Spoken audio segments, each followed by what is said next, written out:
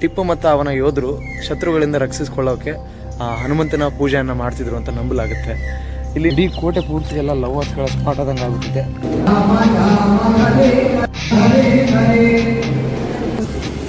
അവര് ക്ലോസിംഗ് ആണ്, ഇപ്പൊ കാണാൻ പറ്റില്ല. നിങ്ങൾ പുറത്ത് കിടക്ക്. മൈഞ്ഞാച്ചേ കിട്ടുന്ന പറഞ്ഞ കടക്ക് പുറത്ത്. ಈ ಟೋಕನ್ ಯಾರ ಹತ್ರ ಇರುತ್ತೆ ಅವರಿಗೆ ಆಂಜನೇಯ ದೇವಾಲಯದವರು ಏರ್ಪಡಿಸಿರುವಂತಹ ಪ್ರಸಾದಕ್ಕೆ ಅನುಮತಿ ಸಿಗುತ್ತೆ. ಹಾಗಾಗಿ ನಾನು ಈ ಟೋಕನ್ ಎಸ್ಕೊಂಡ್ಬಂದಿದ್ದೀನಿ. ಯಾಕಂದರೆ ಇವತ್ತಿಗೆ ನನ್ನ ದುಡ್ಡೆಲ್ಲ ಖಾಲಿಯಾಗಿದೆ. ಸ್ನೇಹಿತರೆ, ಎಲ್ರಿಗೂ ಬೆಳಗಿನ ಶುಭೋದಯಗಳು. ನಾನು ಈಗ ತಾನೇ ರೈಲ್ವೆ ಸ್ಟೇಷನಿಂದ ಎದ್ದು ಹೊರಗಡೆ ಬಂದೆ. ಇವತ್ತು ಪಾಲಕ್ಕಾಡ್ನ ನೋಡಿಕೊಂಡು ತ್ರಿಶೂರ್ಗೆ ಹೊರಡಕ್ಕಾಗತ್ತಾ ಇಲ್ವೋ ಗೊತ್ತಿಲ್ಲ. ನಿಮಗೆ ತೋರಿಸಬಹುದಾದಂತಹ ಒಂದು ಜಾಗಕ್ಕೆ ನಾನಿವತ್ತು ಕರ್ಕೊಂಡು ಹೋಗ್ತೀನಿ. ನಾವೀಗ ಕೇರಳದ ಪಾಲಕ್ಕಾಡ್ ಜಿಲ್ಲೆಯಲ್ಲಿದ್ದೀವಿ. ಈಗ ಪಾಲಕ್ಕಾಡ್ ಎನ್ನುವಂಥ ಹೆಸರೇನಿದೆ, ಆ ಹೆಸರಿನ ಅರ್ಥ ನೋಡೋದಾದರೆ ಪಾಲಕ್ಕಾಡ್, ಪಾಲ ಅಂದರೆ ಇಲ್ಲೊಂದು ಲೋಕಲ್ ಲ್ಯಾಂಗ್ವೇಜಲ್ಲಿ ಕಪ್ಪು ಹಲಗೆಗೆ ಪಾಲ ಅಂತ ಕರೀತಾರೆ. ಮತ್ತು ಇನ್ನು ಕಾಡ್ ಅಂತ ನೋಡೋದಾದರೆ ಅದು ಆ್ಯಕ್ಚುಲಿ ಪಾಲಕ್ಕಾಟ್ ಅಂತ ಇತ್ತು. ಖಾಟ್ ಅಂತ ಇದ್ದಿದ್ದು ಹಂಗೆ ಕರಿತಾ ಕಾಡಾಗಿದೆ. ಮೂಲದಲ್ಲಿ ಖಾಟೋ ಅಂತ ಅರ್ಥ, ಪಾಲಕ್ಕಾಟೋ. ಕಾಟೋ ಅಂದರೆ ಕಾಡು ಅಂತ ಅರ್ಥ. ಹಂಗಾಗಿ ಪಾಲಕ್ಕಾಟೋ ಇದ್ದಿದ್ದು ಕರಿತಾ ಈಗ ಸದ್ಯದಲ್ಲಿ ಬಳಕೆಯಲ್ಲಿ ಪಾಲಕ್ಕಾಡಾಗಿದೆ. ಸ್ನೇಹಿತರೆ, ನಾವಿವತ್ತು ಬಂದಿದ್ದೀವಿ ಪಾಲಕ್ಕಾಡ್ ಕೋಟೆಗೆ. ಕೋಟೆಯ ಎಂಟ್ರಿಯ ಭಾಗ ಈ ರೀತಿ ಇದೆ ನೋಡಿ. ಅಲ್ಲಿಂದ ಒಳಗಡೆ ಬಂದಾದ್ಮೇಲೆ ಡೈರೆಕ್ಟಾಗಿ ಸ್ಟ್ರೈಟಾಗಿ ಹಂಗೆ ಹೋಗ್ತಾ ಪಾಲಕ್ಕಾಡ್ ಕೋಟೆಯನ್ನು ತಲುಪ್ತೀವಿ. ಸ್ನೇಹಿತರೆ, ಪಾಲಕ್ಕಾಡ್ ಕೋಟೆಗೆ ಹೊರಗಡೆ ಹೋಗ್ಬೇಕೀಗ. ಇಲ್ಲಿ ಕ್ಲಾಕ್ ರೂಮ್ ಇಲ್ಲ, ಹಂಗಾಗಿ ಇಲ್ಲಿ ಸೆಕ್ಯೂರಿಟಿ ರೂಮಲ್ಲಿ ಬ್ಯಾಗ್ನ ಇಟ್ಟೋಗಿ ಅಂತ ಹೇಳ್ತಿದ್ದಾರೆ. ಸೊ 2 ರೂಪಾಯಿ ಅಂತೆ, 5 ರೂಪಾಯಿ ಕೊಟ್ಟಿದ್ದೀನಿ, ಇನ್ನೂ 3 ರೂಪಾಯಿ ಕೊಡ್ತೀನಿ ಅಂತ ಹೇಳಿದ್ದಾರೆ. ಒಳಗಡೆ ಹೋಗೋಕ್ಕಿಂತ ಮುಂಚೆ ಇಲ್ಲೊಂದು ಚೆನ್ನಾಗಿರುವಂತಹ ಒಂದು ವೀಕ್ಷಣೆ ಇದೆ ನೋಡಿ. ಎಷ್ಟು ಆಮೆ ಇದೆ ಅಂದರೆ ಆಮೆ ಮೀನು ನೋಡ್ಬೋದು ನೀವು.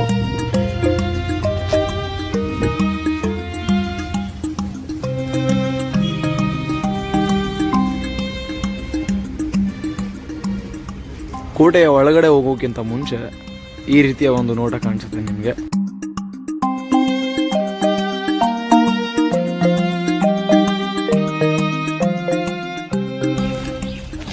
ಸ್ನೇಹಿತರೆ, ನೀವು ಇವಾಗ ನೋಡ್ತಿದ್ದೀರಾ, ಇಲ್ಲಿ ಹನುಮಂತನ ದೇವಾಲಯ ಇದೆ. ಈಗ ಹನುಮಂತನ ದೇವಾಲಯದ ಒಳಗೆ ನಾವು ಹೋಗ್ತೀವಿ ಡೈರೆಕ್ಟಾಗಿ.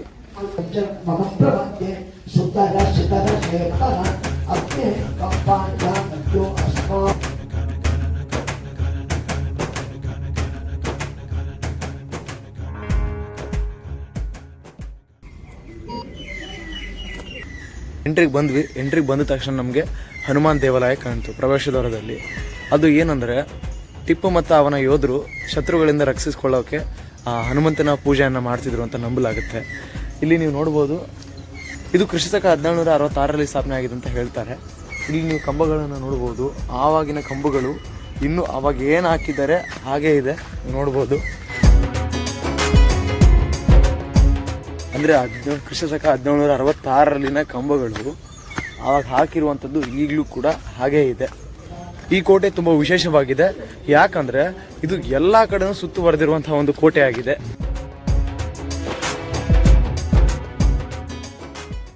ಈಗ ನೀವೇನು ನೋಡ್ತಿದ್ದೀರಾ, ಈ ಒಂದು ಪಾಲಕ್ಕಾಡ್ ಕೋಟೆ ಪ್ರಾಚೀನ ಕಾಲದಿಂದಲೂ ಅಸ್ತಿತ್ವದಲ್ಲಿತ್ತು ಅಂತ ಹೇಳ್ತಾರೆ.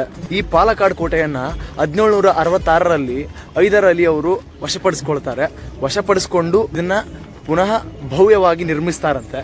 ಆ ಭವ್ಯವಾಗಿ ನಿರ್ಮಿಸಿರುವಂತಹ ಕೋಟೆ ಈಗ ಹೇಗಿದೆ,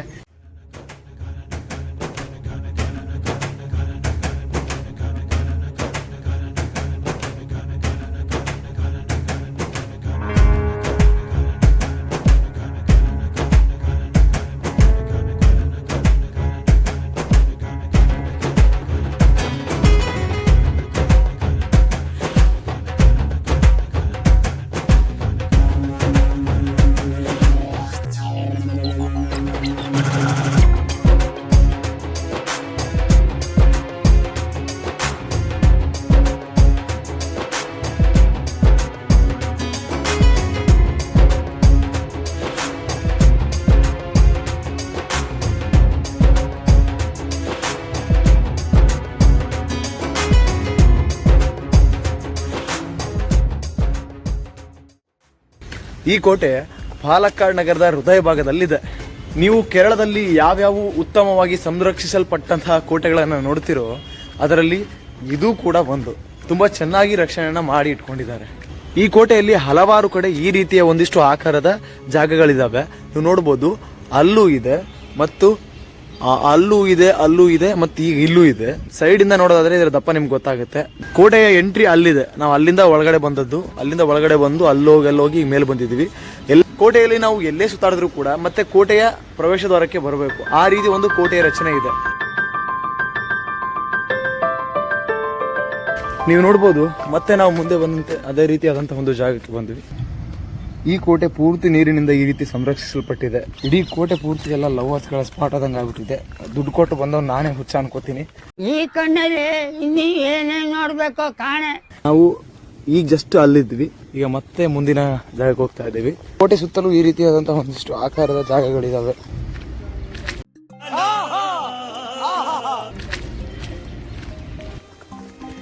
ಕೋಟೆ ನೋಡ್ತಾ ನೋಡ್ತಾ ನಾವು ಹಿಂಗೆ ಮುಂದೆ ಹೋಗ್ತಾ ಇದ್ದೀವಿ. ಕೋಟೆ ಸುತ್ತಲೂ ಇದೇ ರೀತಿಯಾದಂತಹ ತುಂಬಾ ಜಾಗಗಳಿದಾವೆ. ಈಗ ಇಲ್ಲಿ ಎಕೋ ಬರ್ತಾ ಇದೆ ಅನ್ನೋ ಕಾರಣಕ್ಕೆ ನಿಮ್ಗೆ ತುಂಬಾ ಚೆನ್ನಾಗಿ ಮಾತಾಡ್ತಾ ಇದ್ದೀನಿ ಅಂತ ಅನಿಸ್ತಾ ಇರಬಹುದು. ಈಗ ನಾನು ಸೌಂಡ್ ಮಾಡಿ ತೋರಿಸ್ತೀನಿ, ಕೇಳಿಸ್ಕೊಳ್ಳಿ ಹೆಂಗಿದೆ.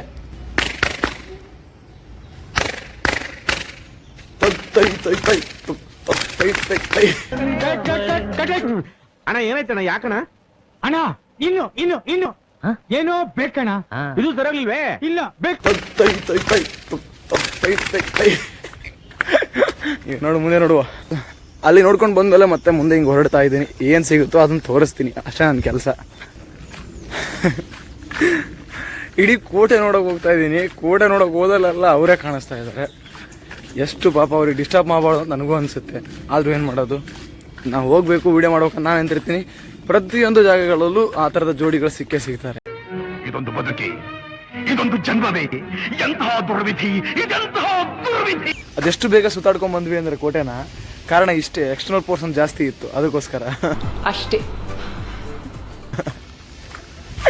ಮತ್ತೆ ಇನ್ನೊಂದು ಹೇಳ್ತೀನಿ ನಾನು, ಕ್ರಿಸ್ತಶಕ 1766ರಲ್ಲಿ ಹೈದರ್ ಅಲಿ ಅವರು ತಮ್ಮನ್ನ ಶತ್ರುಗಳಿಂದ ರಕ್ಷಿಸಿಕೊಳ್ಳಲು ಈ ಒಂದು ಕೋಟೆಯನ್ನ ಪುನಃ ಭವ್ಯವಾಗಿ ನಿರ್ಮಿಸ್ತಾರೆ.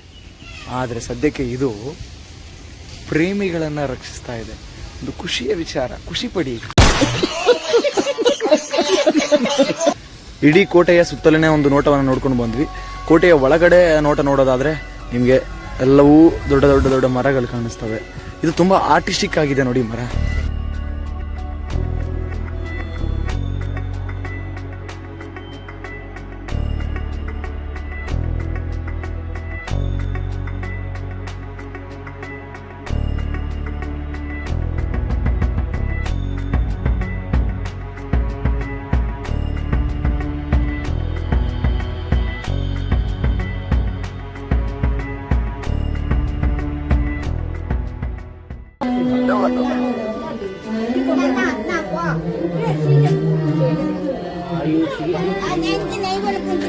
ಇಲ್ಲೇ ನೋಡ್ತಿದ್ದೀರಾ, ಇದು ಟೋಕನ್. ಎದುರ್ದಂತ ಮುಂದೆ ಹೇಳ್ತೀನಿ. ಈ ಟೋಕನ್ ಏನಂದ್ರೆ, ಇಲ್ಲಿ ದೇವಾಲಯಕ್ಕೆ ಯಾರು ಬರ್ತಾ ಇರ್ತಾರೆ ಅವರಿಗೆ ಒಂದು ಟೋಕನ್ ಸಿಗುತ್ತೆ. ಯಾಕೆಂದ್ರೆ ಈ ಟೋಕನ್ ಯಾರ ಹತ್ರ ಇರುತ್ತೆ ಅವರಿಗೆ ಆಂಜನೇಯ ದೇವಾಲಯದವರು ಏರ್ಪಡಿಸಿರುವಂತಹ ಪ್ರಸಾದಕ್ಕೆ ಅನುಮತಿ ಸಿಗುತ್ತೆ. ಹಂಗಾಗಿ ನಾನು ಈ ಟೋಕನ್ ಎಸ್ಕೊಂಡ್ಬಂದಿದ್ದೀನಿ. ಯಾಕಂದ್ರೆ ಇವತ್ತಿಗೆ ನನ್ನ ದುಡ್ಡೆಲ್ಲ ಖಾಲಿಯಾಗಿದೆ. ನಾನು ನಾಳೆ ಮತ್ತೆ ಕೆಲಸ ಮಾಡಿ ಊಟ ಮಾಡಬೇಕು. ಇವತ್ತಿನ ಊಟವನ್ನ ಹೇಗಾದ್ರೂ ಮಾಡಿ ಸಂಪಾದನೆ ಮಾಡ್ಕೊಳ್ಬೇಕು. ಕೆಲಸ ಮಾಡಲೇಬೇಕು. ಇವತ್ತು ಕೂಡ ಒಂದ್ಸತಿ ಕೆಲಸ ಮಾಡಿ ಊಟ ಮಾಡೋಣ. ಈಗ ದೇವ್ರ ಪ್ರಸಾದ ಇದೆ. ಈ ಟೋಕನ್ನ ಪರಿಚಯ ಮಾಡಿಸ್ಕೊಟ್ಟವ್ರು ಯಾರು ಅನ್ನೋದನ್ನು ನಿಮಗೆ ತೋರಿಸ್ತೀನಿ. ತುಂಬ ಇಂಟ್ರೆಸ್ಟಿಂಗ್ ವ್ಯಕ್ತಿ ಅವರು. ಅವ್ರ ಬಗ್ಗೆ ನಿಮ್ಗೆ ಏನಾದರೂ ಇಂಟ್ರೆಸ್ಟಿಂಗ್ ಇದ್ದರೆ, ಅವ್ರ ಬಗ್ಗೆ ನಿಮ್ಗೆ ಏನಾದರೂ ಹೇಳು ಅಂತ ಕೇಳಿದ್ರಿ ಅಂತ ಆದರೆ ನಾನು ಒಂದಿನ ಅದನ್ನು ಕೂತು ನಿಮಗೆ ಸ್ಟೋರಿ ಹೇಳ್ತೀನಿ. ಸದ್ಯಕ್ಕೆ ಅವ್ರನ್ನ ಒಂದ್ಸಲ ಪರಿಚಯ ಮಾಡ್ತೀನಿ. ಹೈದರಾಬಾಜಿ, ಹಾಯ್ ಹಾಯ್. ನಾನು ವಿಡಿಯೋ ಶುರು ಮಾಡಿದಾಗ ಕೋಟೆ ಒಳಗಡೆ ಹೋಗಿ ವಿಡಿಯೋ ಮಾಡ್ಕೊಂಡಿದ್ದೆ. ಹೊರಗಡೆಯಿಂದ ನೋಡಿದ್ರೆ ಈ ರೀತಿ ಕಾಣುತ್ತೆ. ಬನ್ನಿ ಊಟಕ್ಕೆ ಹೋಗೋಣ.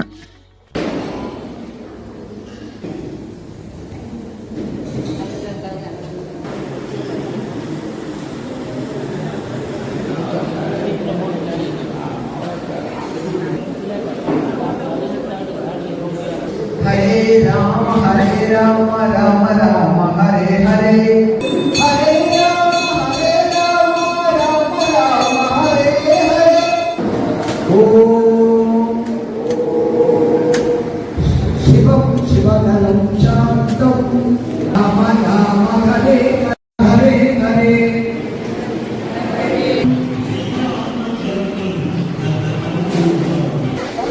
ನಮ್ಮದು ಮೊದಲನೇ ಪಂಕ್ತಿ. ನಾವು ಹೊರಗಡೆ ಬೆಳೆದ್ರೊಳಗಡೆ ಇಷ್ಟೆಲ್ಲ ಜನ ಇದೆ ನೋಡಿ. ಸ್ನೇಹಿತರೆ, ದೇವರ ಪ್ರಸಾದವನ್ನು ತೊಗೊಂಡು ಹೊರಗಡೆ ಬಂದ್ವಿ.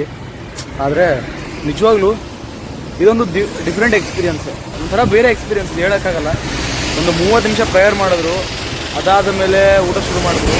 ಪ್ರಸಾದ ಏನು ಶುರು ಮಾಡಿದ್ರು ತಿನ್ನೋಕೆ ಎಲ್ಲರೂ ಗೊತ್ತೇ ಆಗಿಲ್ಲ ಯಾವ ಲೆವೆಲಿಗೆ ಸ್ಪೀಡಾಗಿ ತಿಂದರು ಅಂದರೆ. ಕಾರಣ ಇಷ್ಟೇ, ಅವರೆಲ್ಲರೂ ಕೂಡ ಮತ್ತೆ ಇಲ್ಲಿ ಬಂದಂತಹ ಲೋಕಲ್ ಅವ್ರಿಗೆ ಗೊತ್ತಿದೆ ಯಾವ ಪೂಜೆ ಆಗುತ್ತೆ. ಅಲ್ಲಿ ಗುರುವಾರ ಶನಿವಾರ 2 ದಿನ ಪೂಜೆ ಇರುತ್ತಂತೆ. ಸೊ 2 ದಿನ ಪೂಜೆ ಟೈಮಲ್ಲಿ ಆ ಥರದ ಪ್ರಸಾದ ಇರುತ್ತೆ. ಟೋಕನನ್ನು ಪಾಲಕಾರ್ಣ ಕೋಟೆ ಒಳಗಡೆ ಇರುವಂಥ ಹನುಮಂತ ಟೆಂಪಲ್ ಇದೆಯಲ್ವಾ, ಅಲ್ಲಿ ತೊಗೊಳ್ಬೇಕು. ನನಗೊಬ್ರು ಯಾರೋ ಸಿಕ್ಕಿದ್ರು ಅಂತ ಹೇಳಿದ್ನಲ್ಲ, ಅವರು ನನ್ನ ವೀಡಿಯೋನ ಹಾಕ್ಬೇಡ ಅಂತ ಹೇಳಿದ್ದಾರೆ. ತುಂಬ ಒಳ್ಳೆ ವ್ಯಕ್ತಿ ಮತ್ತು ತುಂಬ ನೊಂದಿರುವಂಥ ವ್ಯಕ್ತಿ, ಜೀವನದಲ್ಲಿ ತುಂಬ ಅನುಭವಿಸಿದ್ದಾರೆ. ಅವ್ರ ಏಜ್ ಒಂದು 68 ಇಂಗ್ಲೀಷೆಲ್ಲ ಚೆನ್ನಾಗಿ ಮಾತಾಡ್ತಾರೆ. ಅವ್ರ ಬಗ್ಗೆ ನಿಮ್ಗೆ ಯಾವಾಗಾದರೂ ನಾನು ಸ್ಟೋರಿ ಮಾಡಿ ಅದನ್ನು ಹೇಳ್ತೀನಿ ಏನೇನಾಯಿತು ಅಂತ. ದೇವಸ್ಥಾನದ ಪ್ರಸಾದವನ್ನು ತೆಗೆದುಕೊಂಡು ಬಂದಾದ ಮೇಲೆ ನಮ್ಮ ಬ್ಯಾಗನ್ನು ಒಂದು ಒಳ್ಳೆಯ ಜಾಗದಲ್ಲಿ ಇಟ್ಟು ಈಗ ನಾವು ಹೊರಟಿದ್ದೀವಿ ಮತ್ತೊಂದು ಸ್ಥಳಕ್ಕೆ, ಮತ್ತೊಂದು ಜಾಗ, ಮತ್ತೊಂದು ಊರಿಗೆ. ಅದು ಯಾವ ಊರು, ಅದು ಯಾವ ಸ್ಥಳ, ಅದರ ವಿಶೇಷತೆ ಏನು ಎಲ್ಲ ಹೋಗ್ತಾ ನೋಡೋಣ ಬನ್ನಿ.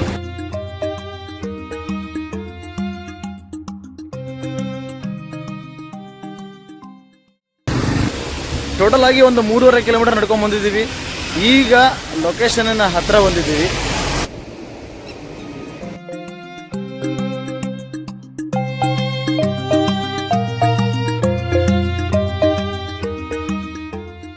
ಇವತ್ತು ನಾವು ಬಂದಿರೋದು ಕಲ್ಪತಿ ಅನ್ನೋ ಜಾಗಕ್ಕೆ. ಈ ಕಲ್ಪತಿ ಅನ್ನೋದು ಒಂದು 5 ಸಣ್ಣ ಹಳ್ಳಿಗಳನ್ನು ಒಳಗೊಂಡಿದೆ. ಅದು ಹಳೆಯ ಕಲ್ಪತಿ, ಹೊಸ ಕಲ್ಪತಿ, ಚಾತಪುರಂ, ಗೋವಿಂದರಾಜಪುರಂ ಮತ್ತು ಮಂತಖರ ಅಂತ ಹೇಳಿ. ಈ ಕಲ್ಪತಿಯ ವಿಶೇಷತೆ ಏನು ಅಂತ ಹೇಳ್ತೀನಿ. ಅದಕ್ಕಿಂತ ಮುಂಚೆ ಒಂದಿಷ್ಟು ನೋಟವನ್ನು ನೀವು ನೋಡ್ಕೊಂಡ್ ಬನ್ನಿ, ಅವಾಗ ಗೊತ್ತಾಗ್ಬೋದು ನಿಮಗೆ.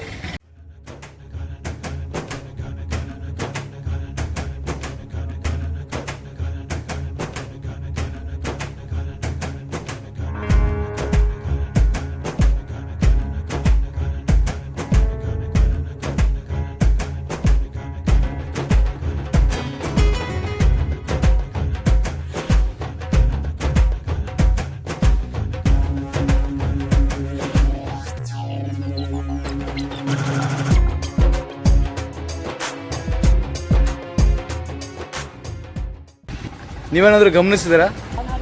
ಇಲ್ಲಿರುವಂತಹ ಪ್ರತಿಯೊಂದು ಮನೆಗಳು ಕೂಡ ಗೋಡೆಯನ್ನು ಹಂಚಿಕೊಂಡಿದ್ದಾವೆ.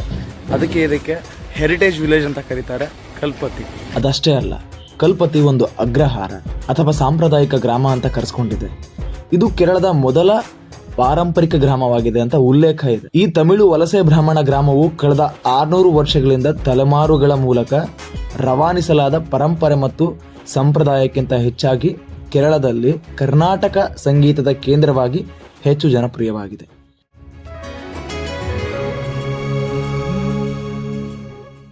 ಸ್ನೇಹಿತರೆ, ಮತ್ತೆ ಈಗ ನನ್ನ ಬ್ಯಾಗ್ ಇಟ್ಟಿರುವಂತಹ ಜಾಗಕ್ಕೆ ಹೋಗ್ತಾ ಇದ್ದೀನಿ. ಅದನ್ನು ತಗೊಂಡು ತ್ರಿಶೂರ್ ಕಡೆ ಇವತ್ತು ಪಯಣ ಬೆಳೆಸಬೇಕು. ಆದರೆ ಏನಾಗಿದೆ ಅಂದರೆ, ಹಾಫ್ ಆನ್ ಅವರಲ್ಲಿ ಬರ್ತೀನಿ ಅಂತ ಬ್ಯಾಗ್ ಇಟ್ಟು ಹೋಗಿದ್ದೆ. ಇವಾಗ 2.5 ತಾಸಾಗಿದೆ ನಾನು ಬಂದುಬಿಟ್ಟು. ಯಾಕಂದರೆ ನಡ್ಕೊಂಡು ಹೋಗ್ಬೇಕು, ನಡ್ಕೊಂಡು ಬರಬೇಕಲ್ಲ, ಟೈಮ್ ಆಗಿದೆ. ಈಗ ಹೋಗಿ ಬ್ಯಾಗ್ ತೊಗೊಳ್ಬೇಕು. ನಡ್ಕೊಂಡು ಹೋಗಿ ಬ್ಯಾಗ್ ತೊಗೊಂಡು ತ್ರಿಶೂರಿಗೆ ಪಯಣ ಬೆಳೆಸಬೇಕು.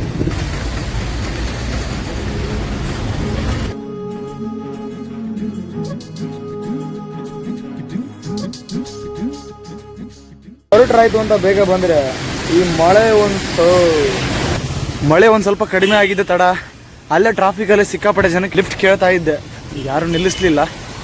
ಈಗ ಇಲ್ಲಿಂದ ಸ್ವಲ್ಪ ಮುಂದ್ಗಡೆ ಹೋದರೆ ಡೈರೆಕ್ಟ್ ತ್ರಿಶೂರ್ ಹೈವೇ ಬರುತ್ತೆ. ಆ ಹೈವೇ ನಿಂತ್ಕೊಂಡು ಕೇಳೋಣ. ಅಲ್ಲಿ ಫೇಲ್ ಆಗ್ಲಿಕ್ಕೆ ಸಾಧ್ಯನೇ ಇಲ್ಲ, ಯಾಕಂದರೆ ಎಲ್ಲ ಆಲ್ಮೋಸ್ಟ್ ತ್ರಿಶೂರ್ಗೆ ಹೋಗೋ ಗಾಡಿಗಳಿರ್ತವೆ. ಹಾಗಾಗಿ ಲಿಫ್ಟ್ ಬೇಗ ಸಿಗಬಹುದು. ಸ್ನೇಹಿತರೆ, ಮಳೆಯಲ್ಲಿ ನಿಂತಿದ್ದೆ, ರಿಯಾಜನವ್ರು ಬಂದು ಹೈವೇದ ಹತ್ರ ಹೋಗ್ತೀನಿ, ಆದರೆ ಪೂರ್ತಿ ಹೈವೇ ಬಿಡೋಕ್ಕಾಗಲ್ಲ, ನಾನು ಸ್ವಲ್ಪ ಕೆಲಸ ಇದೆ ಅರ್ಜೆಂಟಾಗಿ ಅಂತಂದರು. ಓಕೆಣ್ಣ ಅಂತ ಬಂದೆ. ಥ್ಯಾಂಕ್ ಯು ಅಣ್ಣ. Thank you. ಅವರು ತಮಿಳು, ಹಿಂದಿ, ತೆಲುಗು ಎಲ್ಲ ಮಿಕ್ಸ್ ಹೊಡಿತಾ ಇದ್ರು.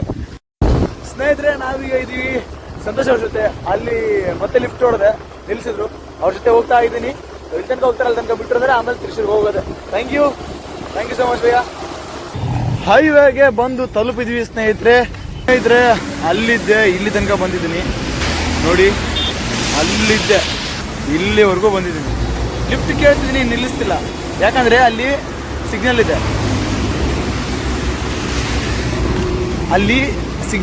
ಆ ಸಿಗ್ನಲ್ ದಾಟಿ ಬಂದ ತಕ್ಷಣ ಸ್ಪೀಡಲ್ಲಿ ಇಡ್ತಾವೆ ಗಾಡಿಗಳು, ಹಂಗಾಗಿ ನಿಲ್ಲಿಸ್ತಿಲ್ಲ.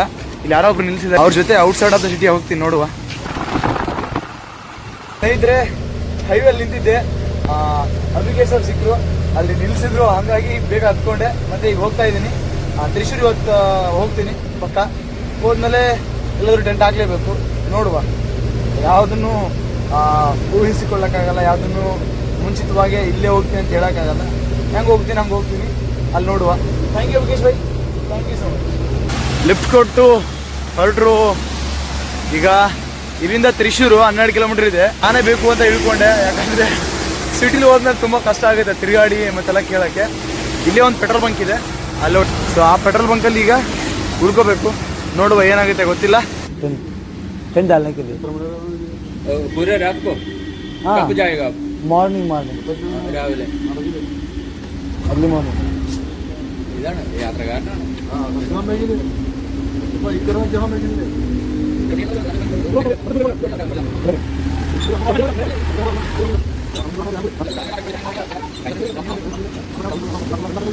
ಈಗ ಜಾಗ ಏನೋ ಚೆನ್ನಾಗಿದೆ, ಆದರೆ ಮ್ಯಾನೇಜರ್ ಇಲ್ಲ, ಆಗಲ್ಲ ಅಂತ ಹೇಳ್ತಿದ್ದಾರೆ. ಇಲ್ಲಿಂದ 1 ಕಿಲೋಮೀಟರ್ ಹೋದರೆ ನಿಮಗೆ ಪೊಲೀಸ್ ಸ್ಟೇಷನ್ ಸಿಗುತ್ತೆ, ಅಲ್ಲಿ ನೀವು ಆಗ್ಬೋದು ಅಂತ ಹೇಳ್ತಿದ್ದಾರೆ. ಇಳ್ಕೊಂಡು ತಪ್ಪು ಮಾಡೋಣ, ಸರಿ ಆಯ್ತಾ ಏನೂ ಗೊತ್ತಾಗ್ತಿಲ್ಲ. ಸಾಯಂಕಾಲದ ಊಟವನ್ನು ನೋಡ್ಕೋಬೇಕು, ನೋಡುವ. ಇದೇ ಪೆಟ್ರೋಲ್ ಬಂಕು. ಗೂಗಲ್ ರಿವ್ಯೂ ನೋಡಿದೆ, ಅರ್ಧ ಕೆಟ್ಟದಾಗಿದೆ, ಅರ್ಧ ಸರಿ ಇದೆ. ಕೆಟ್ಟದ್ದನ್ನು ನಾನು ತಲೆಯಲ್ಲಿ ಇಟ್ಕೊಳ್ಳೋದು ಯಾಕೆ ಅಂತ ಒಳ್ಳೇದನ್ನು ತಲೆಯಲ್ಲಿ ಇಟ್ಕೊಂಡು ಬಂದು ಇಳಿದು ಕೇಳಿದೆ, ಆದರೂ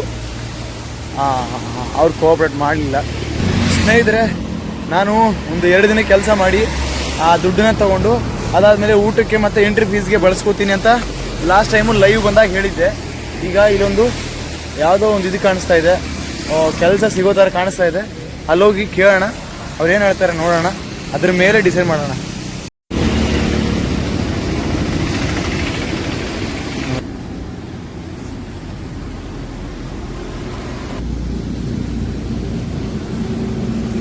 ഇവിടെ ആരും എടുക്കില്ല, ആരെയും എടുക്കില്ല. ಸಂಸಾನಿಗೆ ಹೋಗ್ತೀವಿ, ಯಾರು ಅವ್ರು ಇಲ್ಲ ಅಂದರೆ ಹೋಗ್ತೀನಿ ನಾನು. ക്ലോസിംഗ് ആണ്, ಕ್ಲೋಸ್. അവര് ക്ലോസിംഗ് ആണ്, ഇപ്പൊ കാണാൻ പറ്റില്ല. നിങ്ങൾ പുറത്ത് കിടക്ക്. മൈഞ്ഞാഴ്ച കിട്ടുന്ന പറഞ്ഞ കടക്ക് പുറത്ത് പുറത്ത് കിടക്ക്. നിങ്ങൾ പുറത്ത് കടന്നിട്ട് വിളിച്ചോ. പുറത്ത് കിടക്ക്, പുറത്ത് കിടക്ക്. നിങ്ങളോട് ಗೊತ್ತಿಲ್ಲ. ಕೆಲಸ ಕೇಳಿದ್ರೆ ಹೋಗುವಂತ ದಬ್ತಾನ ಮಾರಾಯ.